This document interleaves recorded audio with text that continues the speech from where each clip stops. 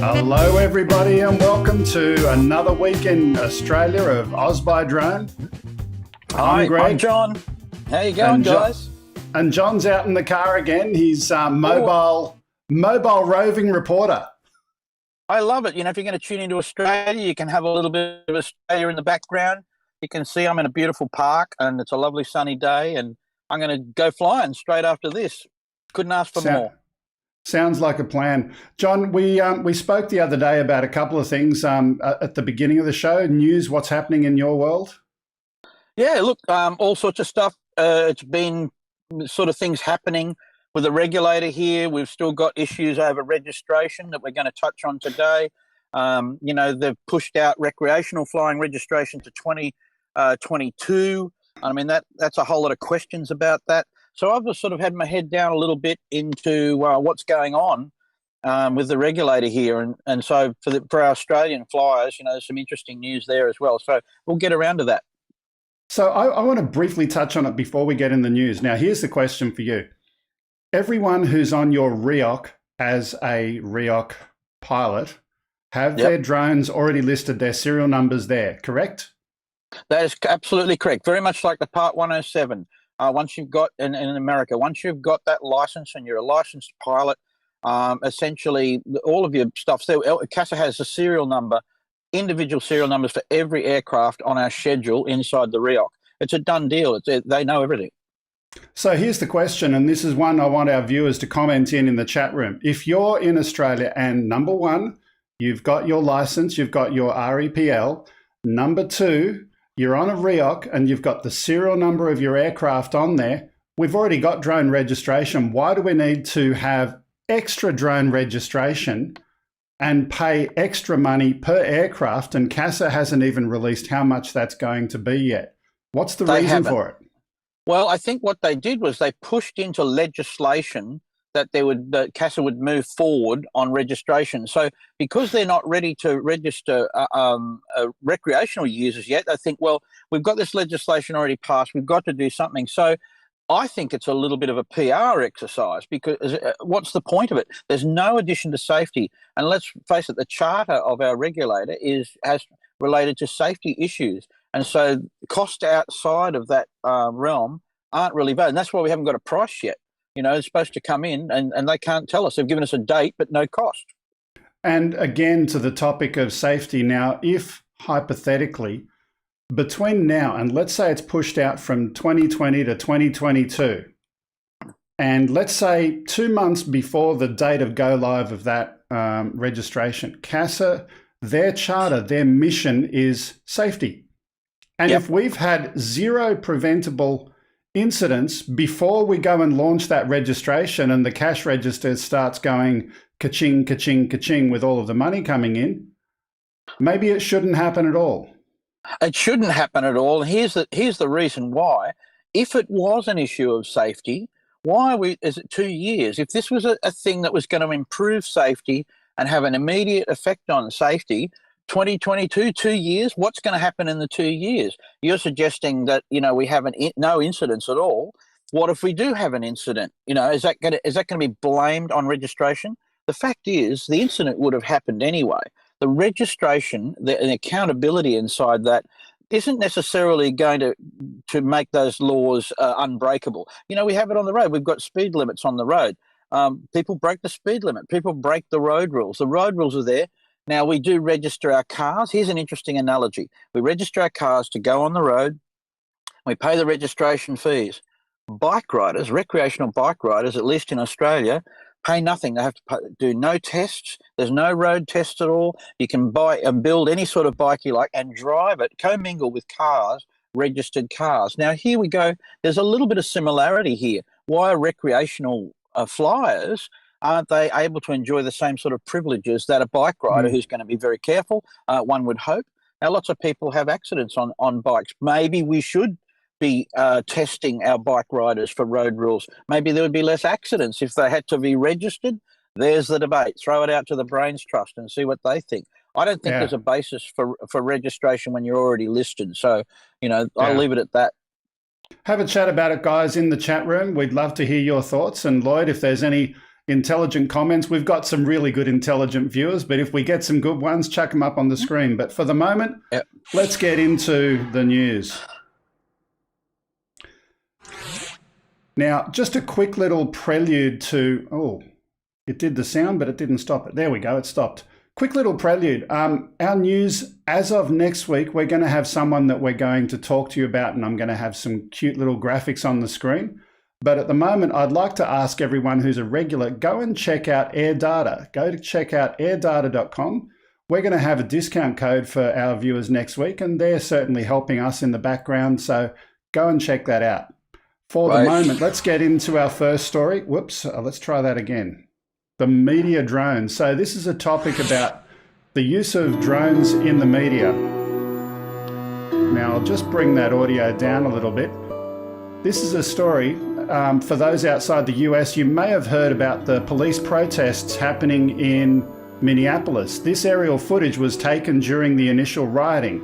And there's also some footage at the end of this clip showing fires still burning the following day. I think we can all condemn both the trigger for this rioting and also the destruction of property. But we're not a political channel here. Let's look at the flights. What is our commentary on the flying here? What are people doing that's good in the way that they're flying, or what's bad about the way that they're flying? What do you say, John? It's a little bit hard to make an assumption looking at this because you don't know whether the footage is being coordinated with an emergency services team. My guess, maybe this flight may not be, but remember, we've got very clear rules. When emergency services are busy doing something, and there might be other aerial activity, you're not allowed to fly around an active emergency.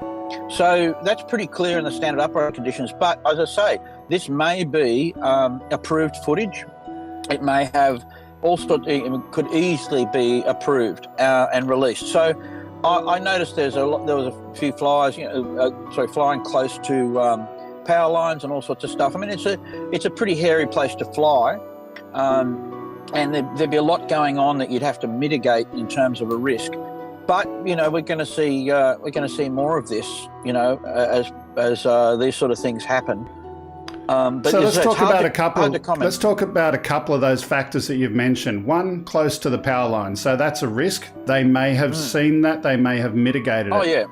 But there was one bit that I saw where they actually flew through the smoke directly above the fire. Beyond visual line of sight? Again, if it was going for, if it was for an emergency services team to have a look. I mean, look, let's not deny, first of all, look at what information, if you were fighting that fire, if you were actually in charge of that area and having a look what's around, man, eyes in the sky like that, that's fantastic. And if I agree with you 100%. Yeah. It's absolutely. My comment is that these were listed as being drones owned and operated by the TV stations, not by the fire departments. If it was coordinated, then maybe. But I know certainly in Australia, we shouldn't be flying like that. No, those images are worth a lot of money. So people would even balance up, if they were going to be fined or whatever, the cost and what you make on that footage maybe. Look, as I said, there's got to be probably one of the biggest problems is that then when emergency responders are using drones to monitor the situation and work, you'd have to be aware of that if you were flying recreationally.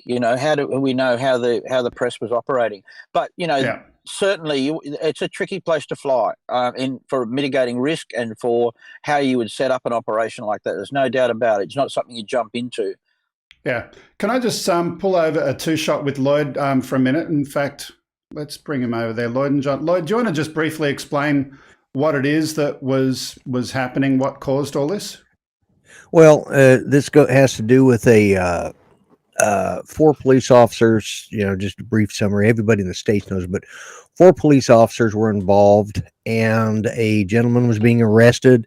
He was handcuffed. He was pinned down. He was held down, and one of the police officers put his knee on the neck of the suspect, and I assume this is what caused the death, because I'm still not clear on that. But anyways, they exceeded their they used excessive force in this situation. Yeah. And as a result, people were outraged, people were upset. There was friendly protests somewhere along the line. It got out of hand, and that's what we see here is the result of that. And it was but that's what has been going on here, and it's not just there, it's spreading other places now as well. There's a fair bit of news on it here. Lloyd. There's it's been covered here quite widely. I mean, one quick comment, if I can jump in, Lloyd. The first thing, that the camera footage of that incident happening, which is quite horrific, exists because these days we have the technology, we have mobile phones. People are starting to film these things. If no one had ever got that on film, if it had never been shown to the world, the chances are these things happen on a much more regular basis, and one would hope not, but probably do, and no one knows about it. So the uproar and the reaction from it was purely from having that footage. Surely our aerial camera systems, are part of that new world of showing, now we can see what the result was from that. And it doesn't excuse anything, as to say, remaining apolitical from the whole thing. It's quite abhorrent, that the actual thing that happened. And the reaction, is quite concerning. Yeah, but again, either side of that coin is bad, and absolutely, it's just that. But yeah, and that's the background to it. I'd suggest everybody go and look at all the different agencies that have stuff out there and form your own opinion. That's kind of the way I look at it. Yeah, sure. By the way, Lloyd, your microphone is behind your video. So if you want to try and reconnect and also find out if you've got any high load on your system. But in the meantime, we're going to go to our second story. By the way, another quick comment to our guest for later on. Ben, your video is looking very, very pink. I don't know if you want to refresh your window or check your camera or your lighting, but we'll have a look at that shortly. Oh, I thought it was quite lovely. Oh, it's a lovely shade of pink. This video, the next one, is another fire-related one. This is an airfield that shows the extent of a blaze at Bangor Airfield. Again, question, what are your thoughts on the flying?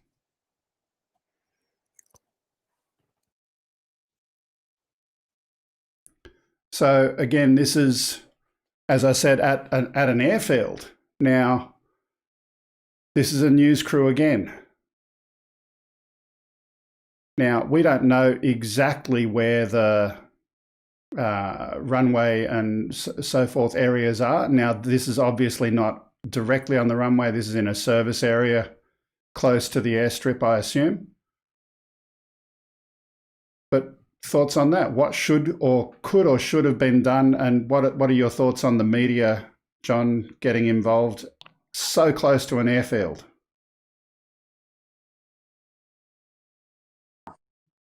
Yeah, my only thought there is you can fly that next to an airfield, provided you've got either the permission to do it and also you're equipped with the radio. I mean, that's an extensive fire. Look at that.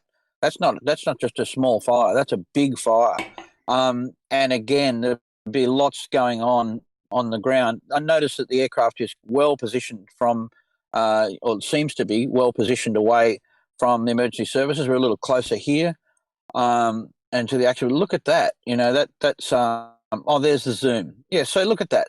That could be over a non-built up area, and he's just using the zoom camera. So again, that would be, here we can, even from controlled aerodromes, we can work tethered up to 500 meters from the runway center line. So again, it is hard to make questions. One of the things I suppose we're wanting to point out to people is that, when you see smoke, the first thing you need to do is know, where you can and can't fly. If it's near your area where you live, if you know the airspace around your area, you'll know whether you can fly or not.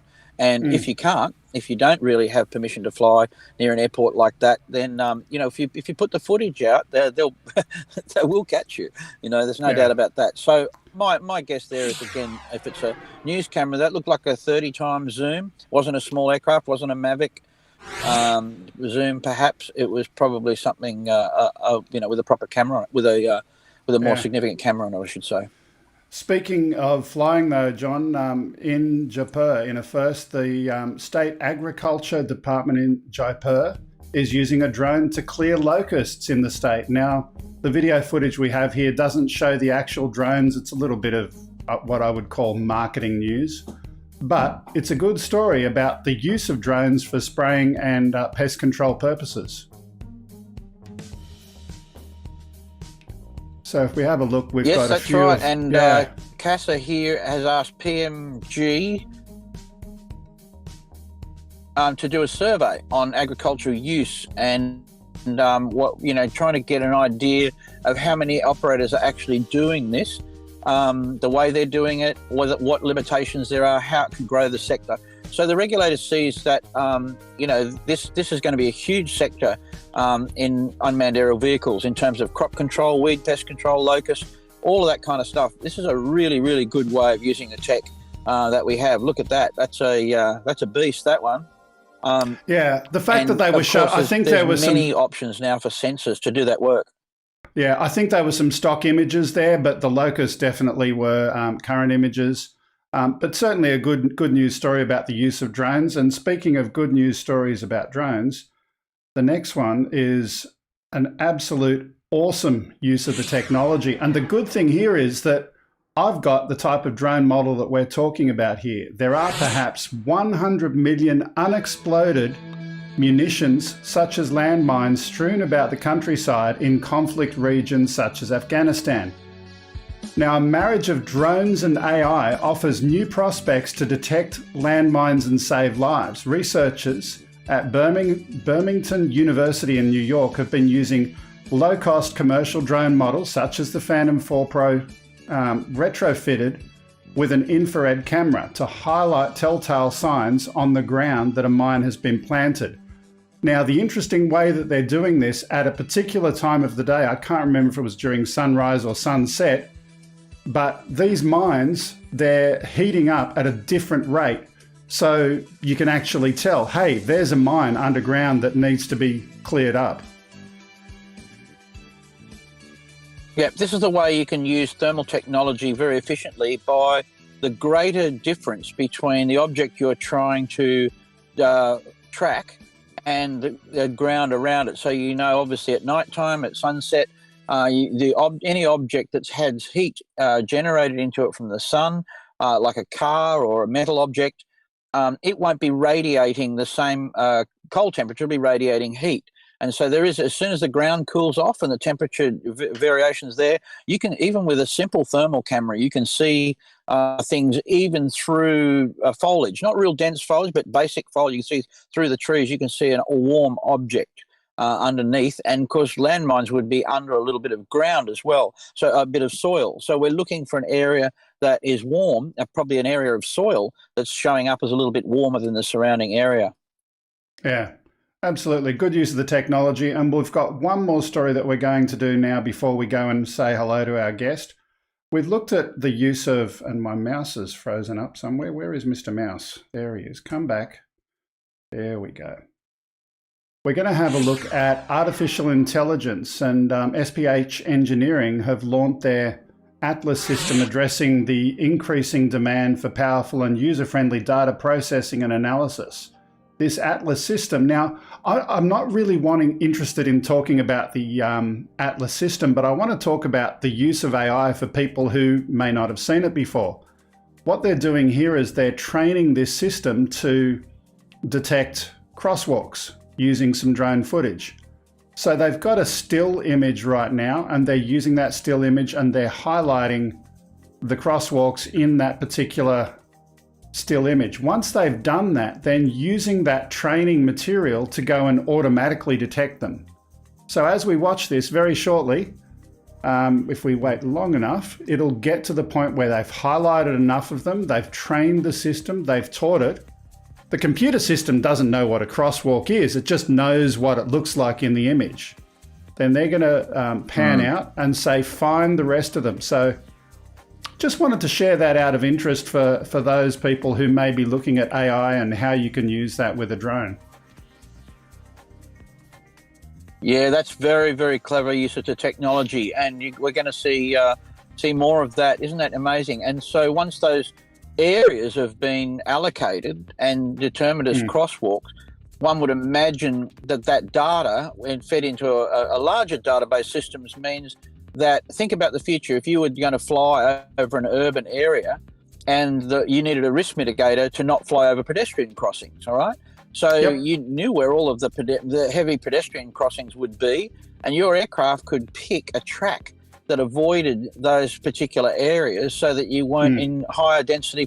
I mean, it's a simple one. When we finally get to fly over people, this is the type of technology that will help mitigate risk, not necessarily certification, but looking at risk areas and how to avoid those risk areas. I mean, we could also look for vegetation in that. So if you had a tree-lined street, the aircraft could fly down the line of trees, being a much safer option, knowing that if there was a failure, the aircraft wouldn't fall into a building or a pedestrian, but into the trees themselves. So we're going to see AI do some really, really positive things.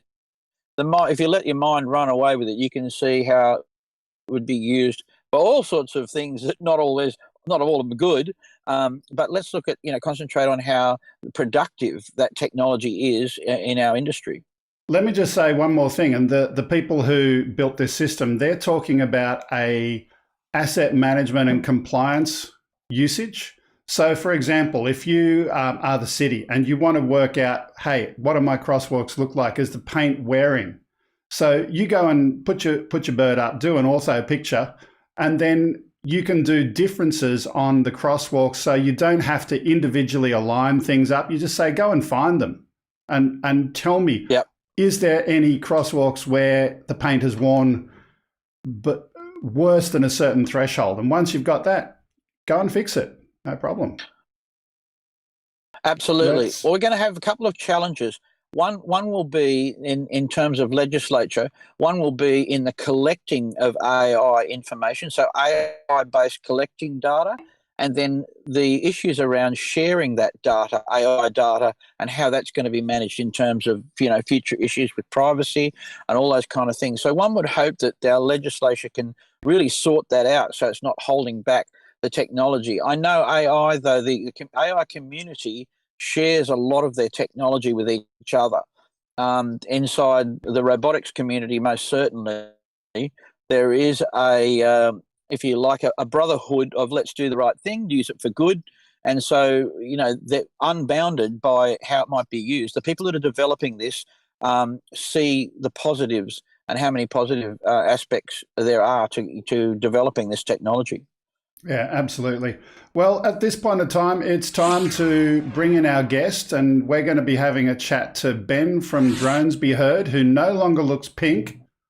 G'day, Ben. G'day, everyone. How you doing?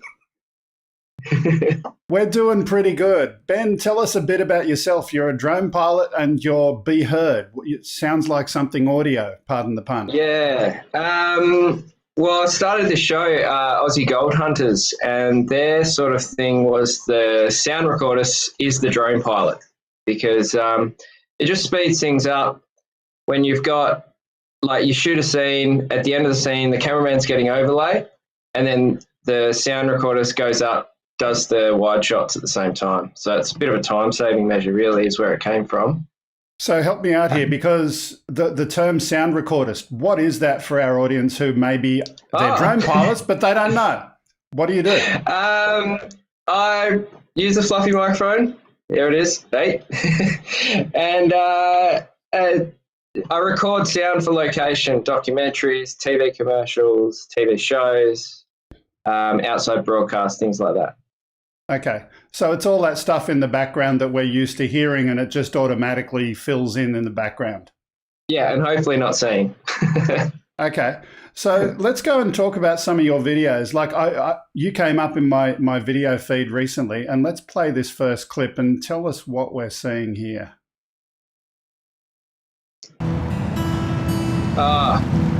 This is it's a bridge in Fremantle that they're about to knock down, and I used to actually catch that train in the morning, so I used to see it every morning. Just pause your talking for a minute there. I want people to listen as well. Okay.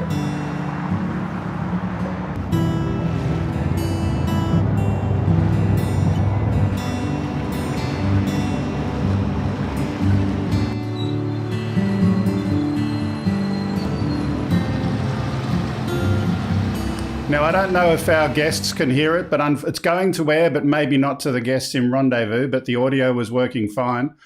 But some beautiful, beautiful footage, and the sounds there, it's you, especially as a drone pilot, all of us know that a drone's not going to have a microphone that's picking up the train going across the bridge or the waves splashing and all of those kind of things.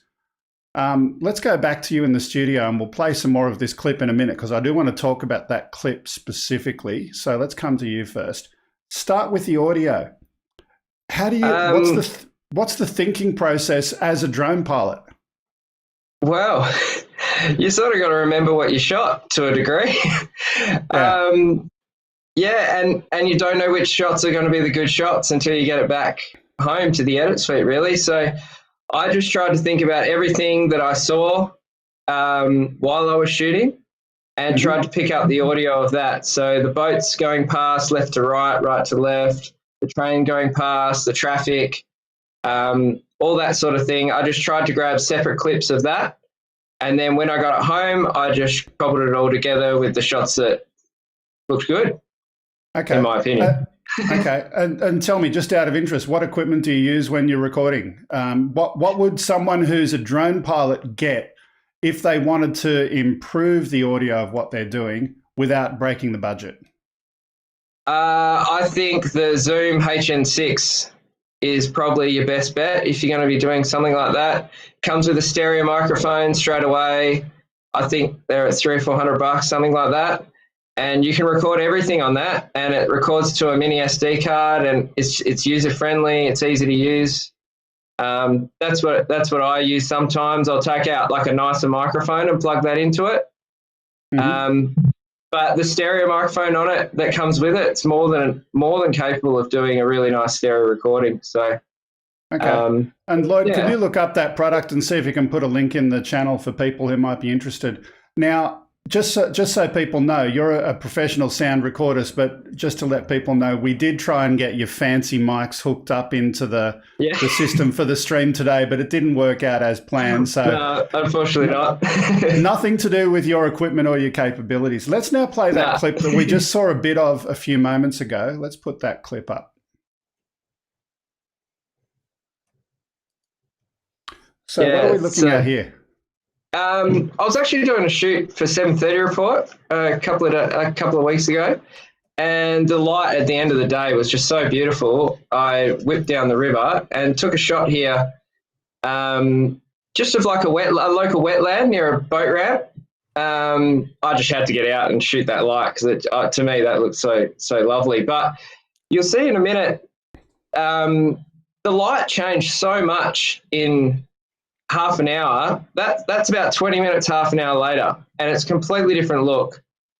But same shot. So it's just to show that light can change the mood of a shot so quickly, and it's worth hanging out for the good light or timing your drone flying rather than flying in the middle of the day where you got hot light and there's no shadows, there's no depth. If you wait to those good times to fly, it really pays off with your footage, I think. Good example of the golden hour. Did you have anything? I saw you kind of looking up, John, as if you wanted to say something. That was just some really beautiful photography, and you make the point well about the lighting in terms of how hard shadows, give it a much greater depth in terms of three-dimensional type of feeling. And also just a little comment on the side, I noticed the wildlife didn't seem disturbed at all. You flew right past 3 big pelicans and they were just cruising along like, we're not, no issues at all. Can I ask what airplane was it and what height were you? That's a Phantom 4 Pro. That's what I normally fly, and I try not to get too close to the wildlife. Like, I try and give them the space that they need, but I still like to get them in the shot, so it looks pretty. I reckon I was about 40 meters maybe on that one. Can I ask, do you film at 4K and then use Zoom within your post-production, or what do you normally film at? Yeah, I try and film 4K, 50 frames. I've looked at shooting the H.265 format with 25 frames, but I find on the trees you lose a bit of detail and you get a little bit of that going on. So I find that even though it's an older codec and there's not as much information, the 264 in 50 frames, I feel like you get a bit of a smoother picture out of the Phantom 4. Okay. Cool. Well, Yeah, let's that's what play I heard. That 264 is a better codec. That's what Yeah. I've found so far, but I'm sure people argue with me on that one. I know the editors do. Yeah, let's have a look at the next. We'll play a couple more. Now, this one, it's an interesting one because you're doing the infamous bomb shot as a motion video kind of thing here, and it's something that, you know, as people doing commercial work, bomb shot of the whole scene to set the scene and to put everything together in context is very useful, but certainly a good video technique as well. Yeah, it's a shot that I try and get every time I go up, and if I don't get it, I'm always kicking myself at the end because it seems to get used a lot. It's an easy shot to get, and if you put a little bit of movement in it, it can last, 10 seconds easily on the screen and people aren't getting bored. So I think that's one shot that I always try and get when I go up for a flight, any commercial flight that I'm doing for clients or anything like that. They always seem to love it. It's a different perspective that you can't get with anything but a drone. Okay, we got a couple more. This is a Voyager winery shoot in Margaret River that I did, and I just got hired to do a couple of shots for them as part of a sound job that I had there, and this one's just down the power station in Coogee in Western Australia. It's an abandoned power station, and there's no one around there, so it's great to fly, and it's just super interesting. When you get sunsets, you can get light coming through those windows there, and it's just a great place to go fly drones. There's graffiti there, there's trains on the other side, so there's plenty to look at. Yeah. So this next one, I just want to let the music play a little bit. That's beautiful, man. Let me just let the music play for a bit, John. We'll be back.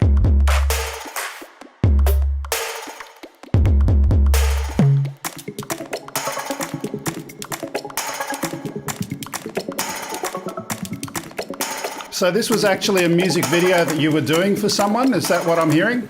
Yeah, there's a band over here called Feels, and that's my wife's girlfriend's band. So they really wanted some drone stuff for some of the release of this song called Water Level. And originally it was just going to be a couple of drone shots of the water area there. But this is an example of you don't have much time, but you can still get a fair bit done. So we sat in the car for about 4 or 5 hours that day waiting for the rain to clear. And then we had maybe an hour and a half to shoot all this. So I did 3 flights, and then I just shot them as much as I could with just a handheld camera. And it's not something I normally do. I don't normally shoot like vision with a proper camera, but on that day I did just as a favour for a friend, and I think it turned out quite nicely, really. It turned out absolutely stunning.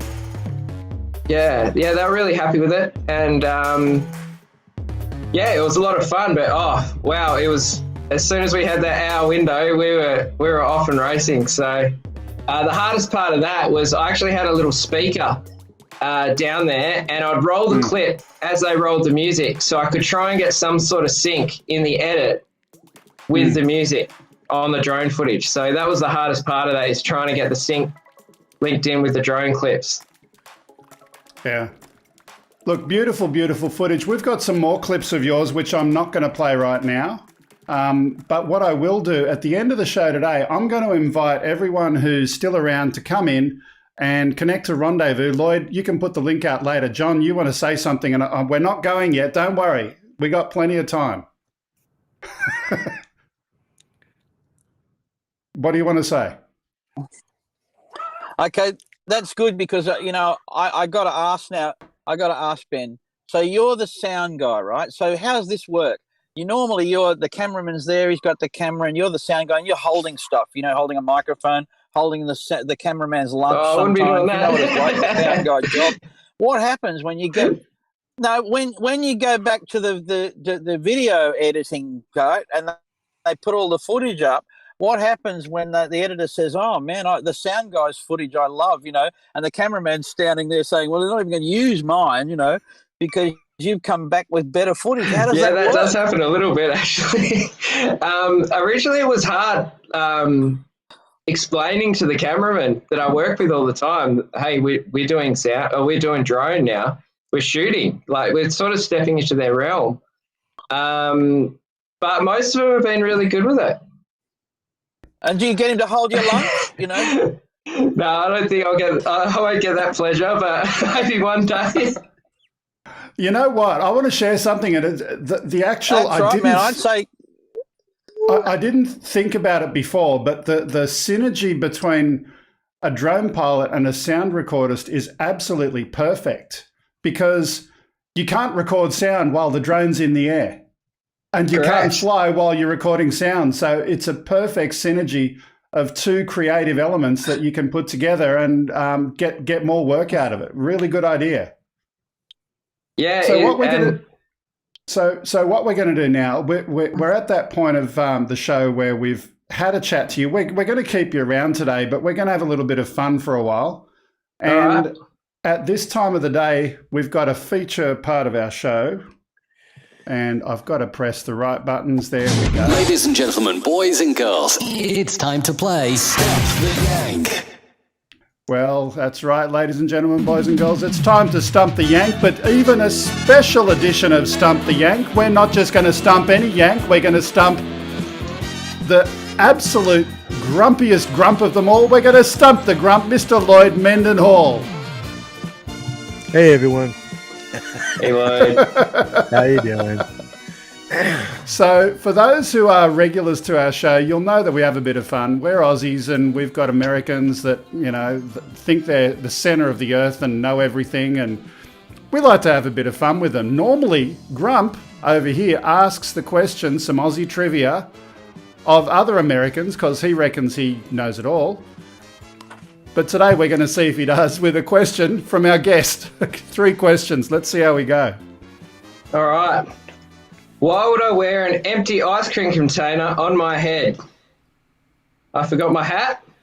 It's for an Easter bonnet, or to stop the birds attacking me. To stop the birds attacking you. Damn it.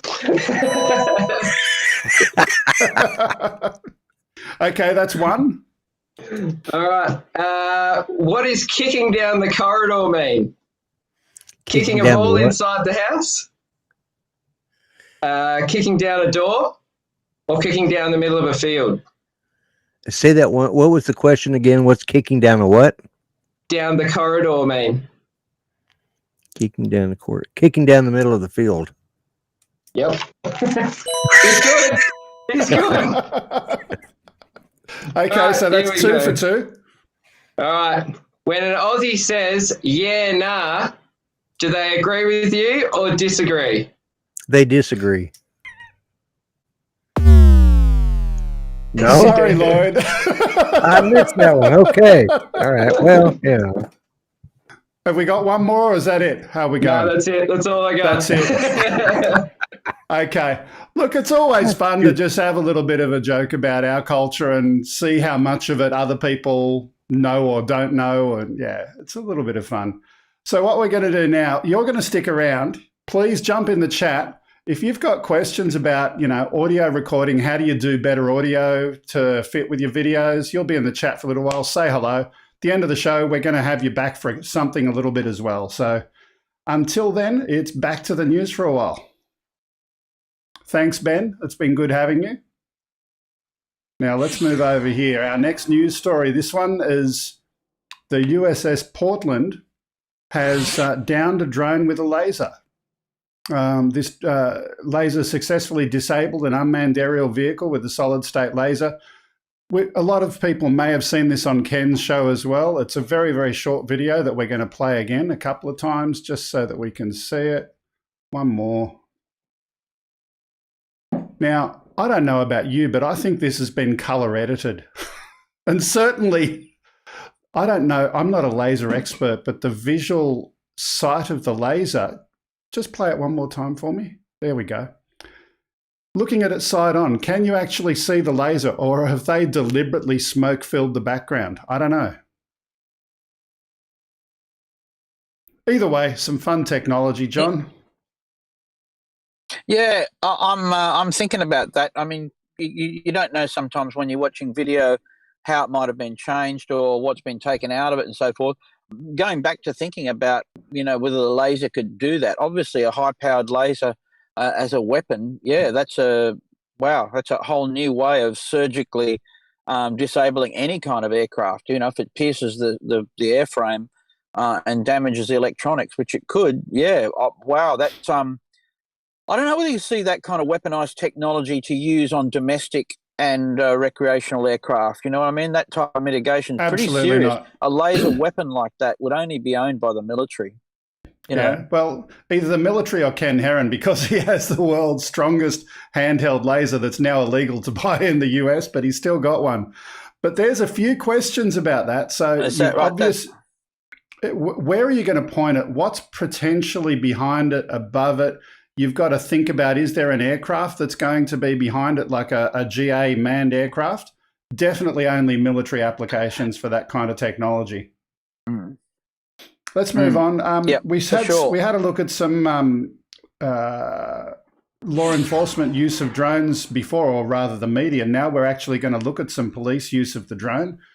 A drone in the hands of police leaves a suspect with nowhere to run, nowhere to hide. Nottinghamshire Police in the UK have shared drone footage of a recent police chase of a man wanted in connection with a burglary. The drone was able to follow the man while he was fleeing, and ground units chased after him in the background. Burglary, use of drone, police. Some people get concerned about police and law enforcement use of drones for privacy reasons, but if someone's just robbed your house, I don't have a problem with that at all.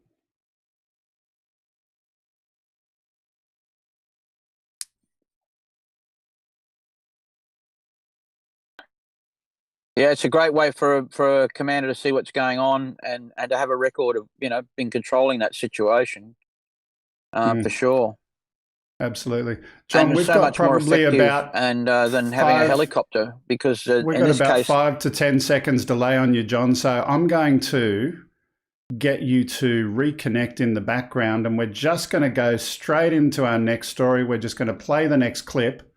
And John, can you reconnect? I would ask Lloyd to jump in, but he's disappeared for the moment, so we'll see how we go. Let's go straight to the next clip. This is Lucy, the drone we built for the... Whoops, my bad. I'm out there. Again. You're there. Okay, let's go to our next clip. There we go. ABS was used for rigid mounting points, and flexible TPU was used for vibration. Okay, Wirecasters locked up. The design of our drone evolved to become optimal at performing the tasks. I'm trying to turn the volume up. But it's not doing anything, and the console has frozen. To my producer, can you turn that up manually, the volume of that clip? This drone has two the one that... Oh, we've got a beach ball. Visibility on the bottom side of the drone when picking up payloads. The ability of our drone to drive and land. Okay, let's just play the clip from the beginning. These crash straps. Start it again. This is Lucy, the drone I we want built one of those. for the IM3D competition. The entirety of our drone was designed and built in a span of 2.5 months. This is a testament to the use of rapid prototyping and 3D printing. ABS was used for rigid mounting Look at points, that, on a and flame flexible wheel. TPU was used for vibration isolation and impact resistance. The design of our drone evolved to become optimal at performing the tasks of the competition. These factors give agility to the drone How and cool control is for our that? pilot. Very, very We cool. developed grabbers to ensure consistent and reliable Yeah, that's a payload toy handling. I want. This drone has two cameras, one for flight visibility and one for better visibility on the bottom side of the drone when Imagine picking up having that payloads. kind of those The ability of our wheels on a map drone on to a drive Cruise and land 300, gives a you know, where you competitive can land advantage. And then you have These a crash robotic straps are arm so over the that top if of it, so you can the pick stuff up arm and then severs carry it, completely fly it during the back. crash, then the motor wire So has just got so you know, the they are talking, John. connection to the Unfortunately, main you arm. don't hear the audio, but Yeah. So you wouldn't need much power to motor along the ground. no, not at all. Look at No, that. that's deliberate. That's their takeoff. That's their takeoff.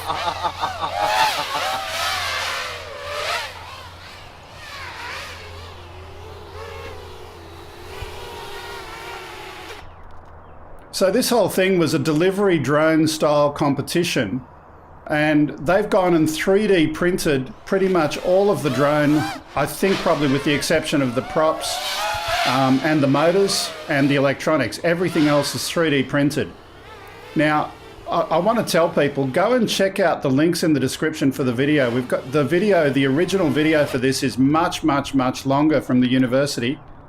But go and check it out. I love the way that they take off. They use the legs to go and put it on an angle and get ready for takeoff. You can see that they've got a downward facing camera to go and identify the packages, the parcels. It's got great agility and mobility through those gates from an FPV flying perspective. And they won this competition delivering these little fictitious mini parcels. Wow, that's just incredible. Bit of practice there. Pinching technique, see that? Worth pointing out. No, he's using pinching rather than thumbs on. Now on that one, he unfortunately dropped the target just out of the destination drop zone, but that was a practice run. It wasn't the winning competition level run that they did, but that was their mission: go and getting these 3 parcels, delivering them as quickly as possible while having the agility to go through those gates and do all of that as well. That is my clip of the month or something like that, if you want to call it that. I was just absolutely blown away. And the thing is 3D printed, the arms, the frame, everything.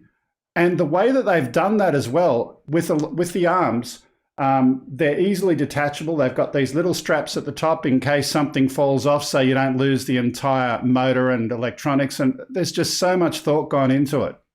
I'm just trying to rack my brain here, Greg, whether I've seen another quadcopter with ground mobility like that, with wheels on it. I mean, you think about it, we just fly everywhere. There's not much sense to put. But imagine this, you were going to land somewhere where you needed to land down the street away from an area, and then you can motor up along the road so you're not flying into an area where you couldn't fly. Take a picture and then motor it back. And so, you know, I have seen a toy one like that. I've seen a toy one like that, but nothing more serious than a toy. But that's interesting, isn't it? And the arm, I've not seen that kind of thing. I'm going to think about that. There's a way to, so you can, helicopters can motor along, even if you had wheels, freewheeling casters on your legs, you can motor along with the props anyway along the ground pretty easily. But yeah, there's some thinking gone into that, and it's a lovely little unit. Yeah, absolutely. We've got 2 more videos. I'm actually going to skip one. We're going to go straight to 1.11, the last video of the day. We've got one more drone delivery. Let's go and have a look at this one.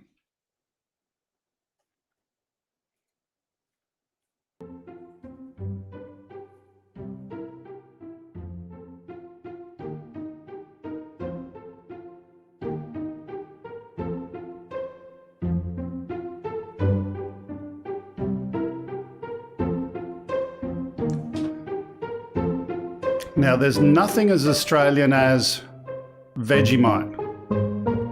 And the fact that Google and Alphabet are now doing videos showing a truly Australian drone delivery for poor little Johnny, who's run out of his Vegemite at home, and Mum over there goes and gets the phone, orders the Vegemite, and he has his Vegemite sandwich in the morning. I think they've got the marketing on that one right.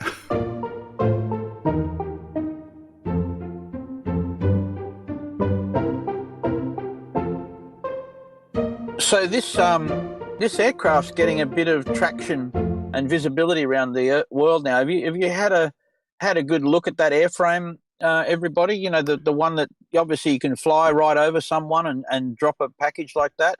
I think it's got 8. It's an octo in a rail arrangement, and it's a fixed wing as well. I think it's got parachute. I think it's got a whole lot of stuff in there, twin autopilot. There's not a lot been disclosed about what that aircraft has. The only thing we know about it is it's really noisy. Yes, Very we have noisy. heard that. That's only during the, the vertical takeoff and landing kind of component in the hover. But certainly during the movement when it's doing the forward flight, not so much. I did have another video that I was going to play today, but I couldn't get copyright rights to use it. Just out of interest, everyone's seen the Zipline. Zipline, they're actually doing some deliveries now in North Carolina in the US. So that's an interesting one as well. They don't have the same noise problem because of the way that they're launching. Certainly no problem with the launch. It's very, very quiet. I don't know about how it goes for landing. We'll have to have a look at that again another time, dig into that a bit more. Do you know about the aircraft? Has it got vertical hover as well? Not too sure on that one. Yeah, we'll have to dig into that. But we've reached the end of the news now. We've got our guest over here today, and we're going to have a little bit of fun with our new segment that we started off with last week. It's time for joking off. So what we're going to do, we're going to have our guest Ben. We're going to put him up head-to-head with Lloyd. Let's get that frame over there. No, we're going to do the two-shot, Ben and Lloyd. And Ben's already prepared. He's got a couple of gags, and the idea is he's got to tell a gag that makes Lloyd laugh, and Lloyd's got to tell a gag that makes Ben laugh, and just see who's got the best gags. Okay, so who wants to go first? Lloyd, let's show Ben how it's done. Okay. All right. Well, take my glasses up. Well, I got to have them on to read. Okay, here we go.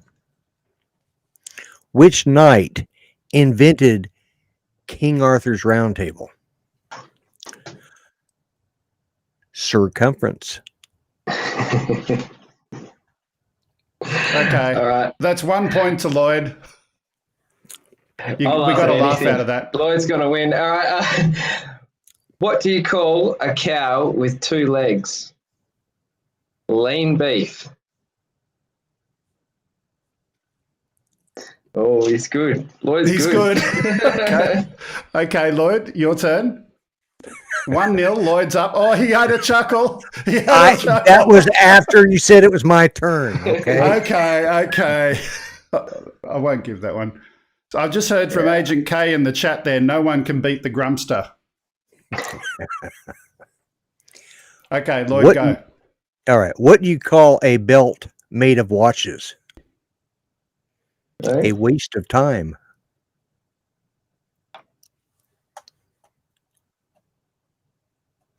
Okay, it wasn't my best. That was good. It was good. I like it. They're dad jokes. Okay, Ben. We got 2-0. What is the score? Hang on. No, you didn't laugh. So it's 1-0. Sorry, my bad. Ben, your go.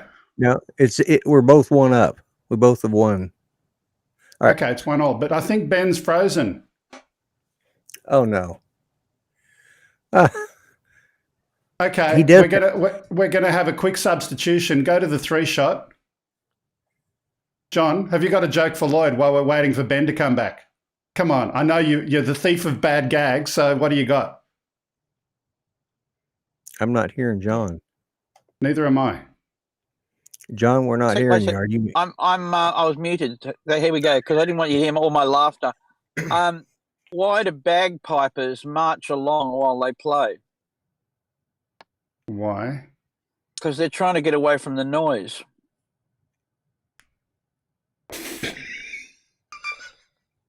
That was a good one.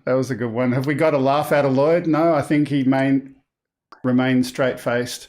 Ben, unfortunately, is not back. Oh, here we go. Ben is going to be re-added to Rendezvous. My producer will try. He's frozen. Yeah, we got another Ben coming in. Lloyd, one from you? Ah, okay. How do you organize an astronomer's party? How do you organize it? You plan it. No, that one's a no laugh. That one's a cricket. Okay, Ben, you're back. One from you. No audio. So we need to put Ben's audio down the bottom, my producer. I can tell the gag. Hang on. We'll get Ben's audio. Here we go. It's coming now. Go ahead, Ben. Hello, you got me? Yep, All right. gotcha. What is Forrest Gump's computer password? I don't know. 1 Forrest 1.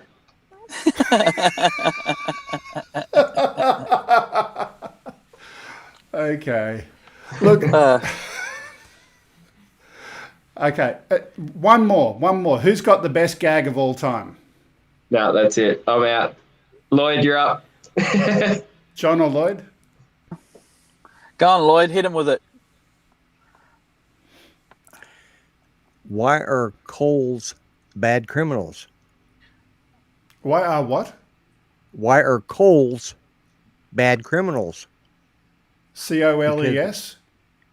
No, coals, like head coals. Oh, coals. Oh. Okay. Yeah. Okay. Why are they bad criminals? Why? Because they're easy to catch. Boom, boom. Boom, tish. Okay. That's enough for now. We've had joking off and we've reached the end of our show for today, and probably a good thing too with the jokes that we've had going around. Just a quick reminder, if you've got something you'd like to send to us, view a video, send it to upload@gregkuhnert.com. If you'd like to help us out, we've got various social media places where you can find us on Twitter, Twitch, YouTube, Facebook, Periscope, you name it, we're there. Go and check us out. Postal address is 5/127 Princess Highway, Sylvania, New South Wales 2224. And I tell you what, we've got maybe 3 minutes left. I'm going to go and play the couple more of your videos. Let's just play a couple more that we haven't had a look at yet of Ben's videos. Let's do that now. Here we go.